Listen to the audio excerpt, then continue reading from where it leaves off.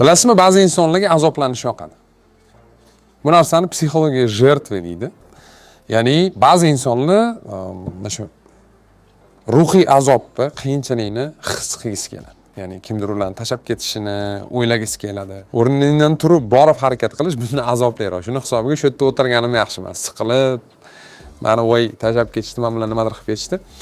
Bitta masala, shu insonlarga imkoniyat bersangiz, konkretni nima qilishni o'rgatsangiz, yo'lni ko'rsatsangiz, u odamlar bormaydi. U insonlar azoblanishni tanlaganlar.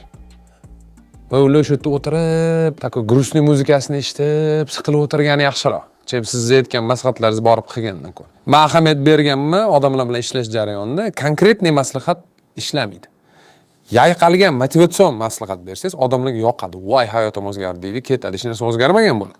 Lekin konkretniy ertaga 5 ta turishing kerak, men buni qilishing kerak, men buni qilishing kerak, men buni qilishing kerak bo'lsa, odamlar bu narsani qilmaydi. Sababi buni qilish kerak. Bunda prosta qanaqa motivatsiya olasiz xolos. Shuning uchun agar kimdir azoblanib, siqilib o'tirgan bo'lsa, ko'p holda shunchaki tinch qo'yishingiz kerak inson.